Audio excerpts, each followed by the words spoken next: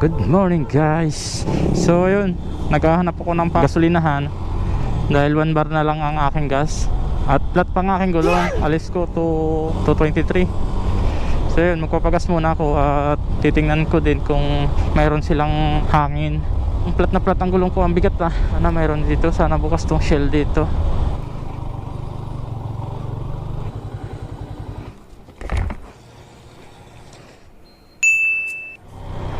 Kumana yung takbo tulad kanina, ang bigat. Magbibiyahe ako papuntang Bicol. Ayun, binabaybay ko tong kahaba ng checkpoint Calamba City. Samahan niyo ako sa aking biyahe. Update ko lang kayo regarding sa mga checkpoint kung gaano ba kahigpit. So ayun guys, update ko na lang kayo mamaya. At maganda naman ang panahon, hindi na ulan. Kala ko tuloy-tuloy ang ulan, buti hindi. So ayun guys, dito na ako sa Calamba SM. Destination natin ay Tabaco. Ambon-ambon na naman. Sana wag naman tumuloy itong ulan para hindi mahirap ang aking biyahe. So ayan guys, andito na ako sa Turbina. Okay, Santo Tomas. Ayan guys, nakikita nyo yan, yung malaking arko na yan, Santo Tomas na to. Magin ako umalis kanina pang alas 10:30. Wala akong makita kung hindi ko talaga buhayin ng aking auxiliary light. Kailangan natin patayin itong ilaw pag may kasalubong tayo. Kakasilaw tayo Tinatakutan ko dito mga lubak Parang maganda manakbo yung aking motor nung change oil ko na motol. Ay, wala akong makita. Yan ang mga kasabay natin dito, pauwing Bicol, mga ganyang kalalaking truck. Alright guys, San Pablo na ako. So yan guys, update ko na lang kayo ulit mamaya. So yan, mga nakakasabayan natin ay mga naglalakihang mga truck at mga van, kotse. Walang mga basta yung nakakasabay. Chill ride lang ako kasi wala akong tulog simula alas 6 hanggang alauna. So kahit isang oras hindi man lang ako nakatulog. Ganyan ako ka-excited magbiyahe. Tulad nung una kong biyahe, hindi ito yung una kong biyahe papuntang Bicol. Yung pangalawang beses to. Una kong biyahe, kasama ko yung aking kapatid Jomar. Wala rin akong tulog noon dahil panggabi ang duty ko noon. Pero walang problema noon kasi may kapalitan ako. Ngayon talagang walang tulog, walang kapalitan. Inaantok ako guys kanina, kaya tumigil ako sa may gasolinahan. So yan guys, nasa Quezon Province na tayo. Pinakamalaking probinsyang madadaanan natin pauwing Bicol. Parang checkpoint tong harang na to. Ay wala yata. Buhayin ko ang ilaw ko dito at madilim. So yun, tamang-tama yung pagkabit ko ng ilaw. Ito talagang purpose ko. Pag umuwi ako ng Bicol, lalo na kung gabi ang biyahe, ay manlaban tayo sa mga truck na to. Ang lakas ng mga ilaw nila. Tapos yung iba hindi nila binababa ang ilaw. Talagang naka-high sila. Sakit sa mata. Nakabuntot sa akin paunahin natin at relax lang ako sa aking takbo.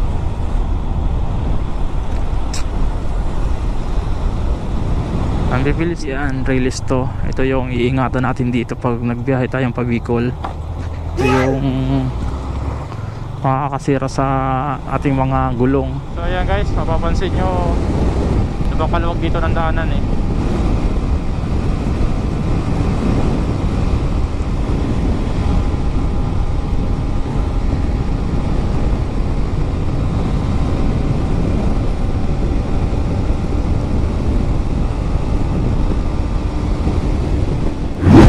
Candelaria. Ang ganda guys ng daanan. Napakalawag na pala ng daanan pa Bicol. Karamihan sa mga dinadaanan ko 4 lanes na bihira na yung mga 2 linya.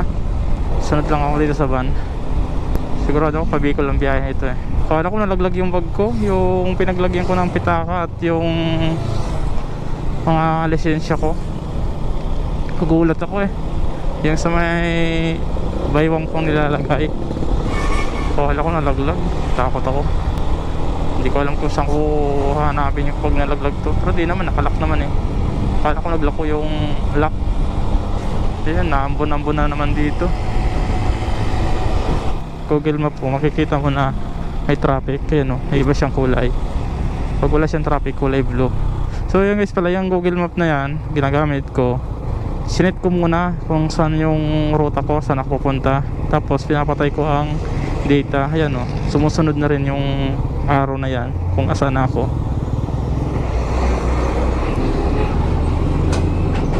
Saan lugar na kaya to? Nagre-record pa ba? Alright guys, andito na tayo sa Lucena. Tama ba itong matuto ko? So yun, dito na pala tayo dadaan sa ilalim. Dati nung umuwi ako 2018, yun ako dumaan sa ibabaw. Ngayon dito na sa ilalim. Yun, ang ganda oh. Dalawang line. So yung pabalik dalawa din. Oh, ganda.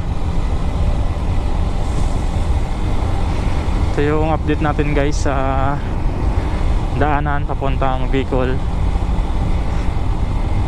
Checkpoint wala naman. Linggo ngayon eh, October 11. Malapit na ako sa Sigsag. Tagalan ako eh, nasiraan ako ng ilaw. Tumigil akong saglit at tinayos ko yung wiring ko. Yan ang kinagandaan pag ikaw ang nag-wiring sa yung motor. Kaya mong gawin, makakabisado mo. Ayun, nagawa ko naman guys oh. Umilaw na ulit yung aking blue water. Namatay ang kanina, hindi gumagana. Pati itong voltmeter na to, namatay. Lampas na sana kung sigsag, kung hindi ako nasiraan. 514. Ang reset na naman to eh. So yun guys, Bundok Peninsula to Bicol. Hello. Makabiyahe ka na? Oo. Kanina pa? Hindi, ngayon lang. Picture ako dito sa may papuntang Timunan. Okay. Okay, bye-bye. Love you. Papasok ko tayo dito sa Sigsag. Malayo pang lalakbayin ko bago ko marating Tabaco.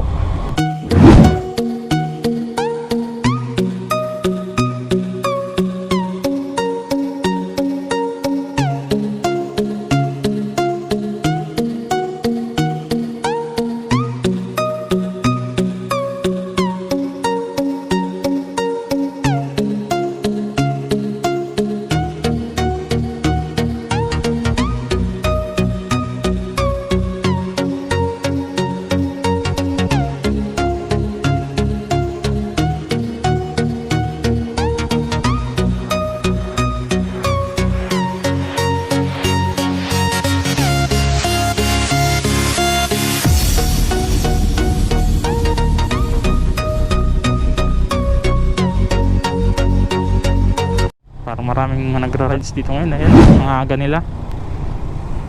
At doon sa may baba, may nadaanan pa ako eh. Bahala na muna kayo dyan. Ako'y didiretso na. Layo-layo pang aking lalakbayin. At doon guys sa unahan, yung pag-angat natin, dito naman sa dulo, may dadaanan pa tayong ganon.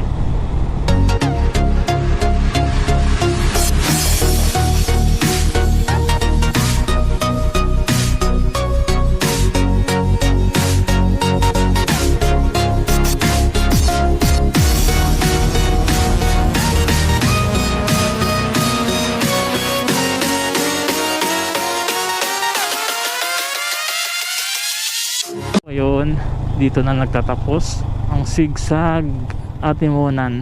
And diretso na to guys. Good morning! So, doon na naman tayo guys sa unahan, maya maya.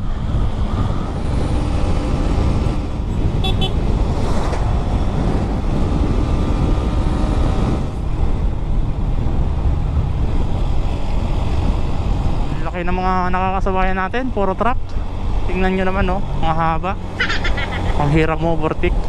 Kailangan talagang kumuha tayo ng tiyempo para safe tayo mag-overtake tulad nito. Eh kaso nag-overtake din sila oh. Paano ko maka-overtake nito? Diba?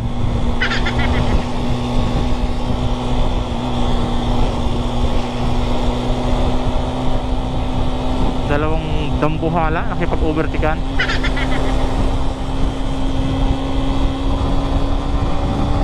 Sige, karera kayo dalawa dyan. Oh, may may aso.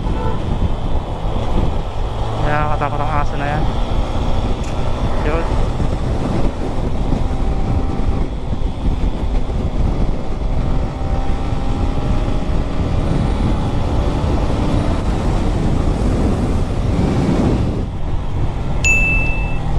Laredel.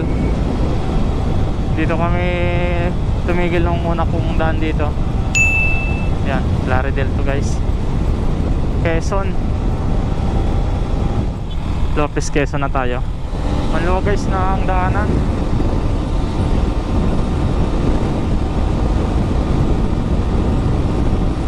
Welcome Calawag. Yun, Calawag na tayo guys. Magpapagas muna ako dito sa Shell. Hindi ko lang alam guys kung ito yung release dito sa may Calawag oh. Ito nga guys, railroad. Diba? Hindi mo halatang may release dito. Yun, okay na pala. May tambak ng lupa. Dati, ang lalim yan eh. May tambak ng buhangin.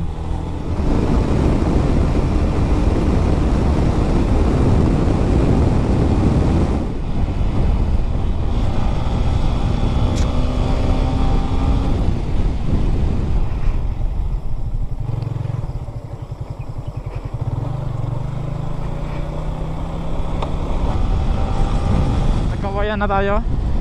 At ang oras natin ay 7:20.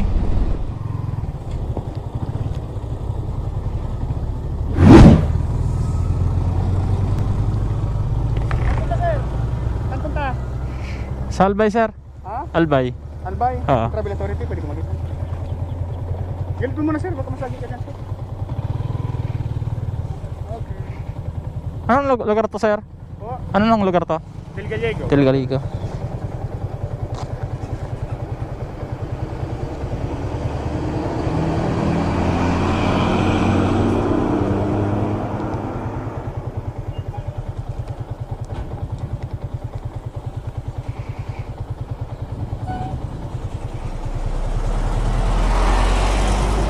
Alam mo ba? Ah.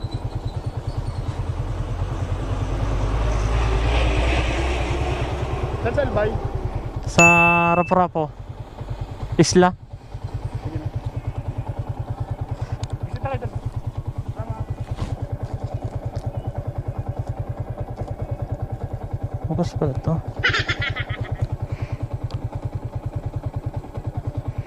Tahan-tahan dumi ah.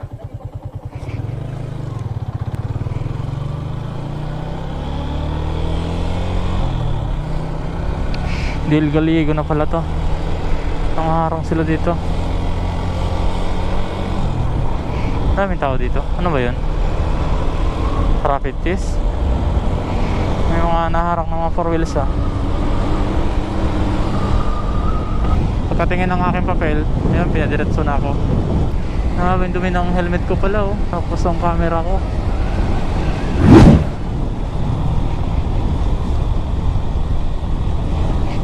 Daming tao dito ah. So yan guys, nasa Sipokot na tayo. Yun, dito tayo liliko. So yan guys.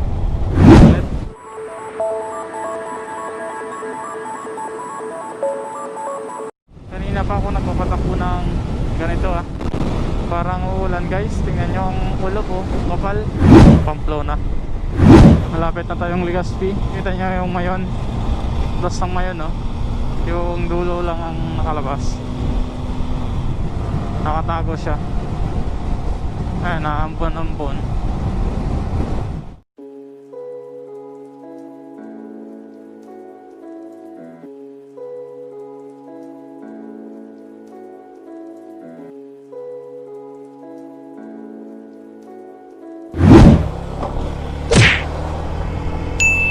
Alright guys, ito yung tulay ng Santo Domingo, Albay.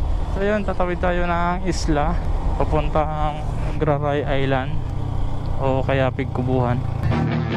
Yeah, she's got some nice long hair and you know that she's a bad chick. All the boys stare, can't help it, it's a habit. Clothes that she wears, short skirt and a jacket.